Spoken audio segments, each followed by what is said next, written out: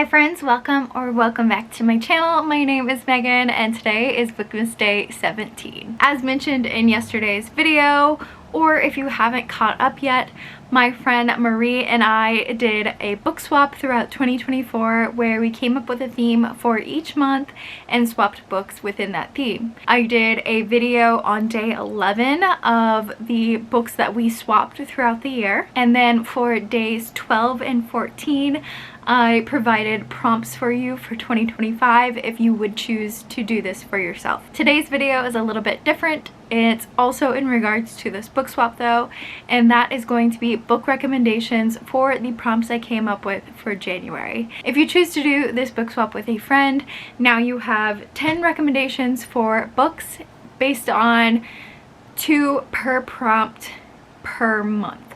So for December, I will be doing the January prompts. There's 5 prompts. Obviously, you're picking one theme, one book, but this is to help you get started.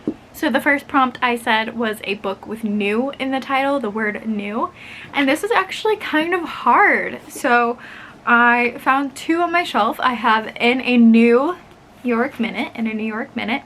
This is by Kate Spencer. It is a contemporary chick lit romance, super fun. And it follows this girl who is having the absolute worst day of her life, and she runs into this guy and he helps her. And they're the absolute opposite of each other, but they just keep running into each other, and it's almost like not forced proximity, but forced interaction to romance. The other one is A Whole New World. This is by Liz Braswell and it is a Twisted Tale. It is actually the first book of the Twisted Tale series. The series itself is a companion novel series, so you don't have to read it in order, but this is the first book published in that companion series. So if you felt like reading it in order, or you wanted your friend to read it in order, then this would be the first book to get, so it works out really well. This is a retelling of Aladdin, and it follows the question of what if Aladdin had never found the lamp. I did read this one. It wasn't my favorite of the Twisted Tales, but it did have a fun perspective, and I liked how it gave Jasmine some more agency than she had in the movie. The next prompt or next theme idea was a debut book. This could be a debut author or an author's debut book in a specific genre. So say they always write in romance, it could have been their debut fantasy book.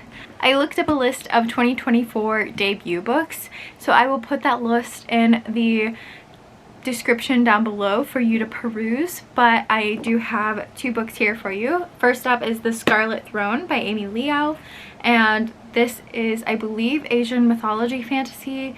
The little blurb on the back says, "Power is everything, she will stop at nothing to keep it." And then also, I believe, Asian mythology. This might actually be Indian or Pakistani mythology. I haven't looked into it extensively. I just pulled them from the list, if I'm being 100% honest. But it is called For She Is Wrath by Emily Varga, and this is, "The whispers grew louder, like the stones themselves were speaking to me, like the earth had been cleaved in two and begun talking. And that one word rose again above the rest, an incantation and warning all at once, revenge." So I think it's Pakistani. I feel like I wrote this in my bookshelf list and I think the author is Pakistani, but I could be wrong. The next theme was a non-fiction book. So I have a self-help book here and also like a how-to guide as recommendations. So the first is the self-help, which is The Power of Now, A Guide to Spiritual Enlightenment by Eckhart Tolle. And this is a journey into leaving your ego behind and like separating yourself from your work and becoming more present in the life you're experiencing. So I did enjoy this one, but I haven't read this next one yet, but I did purchase it because I liked the title, and it is actually a resolution of mine. So the book is How to Host a Game Night. So this could be something funny that you send as a nonfiction book to your friend, or something along these lines of something you know that they want to work on. Maybe you know they want to start a hobby in crocheting, so you send them a beginner's guide to crochet or something along those lines for your nonfiction book recommendation. But I do want to host some game nights, so I just thought this was funny. I actually event plan for my job, so I feel like I have a pretty good grasp on it, but I couldn't not pick up this book. Next is books with a one-word title. First is Renegades. I feel like I haven't talked about this one in a while, so I was excited to realize it had one word as the title.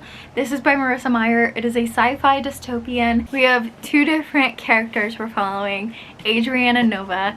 Adrienne is a renegade, which is like the superheroes of this society. They have extraordinary powers and they kind of are the police of this society.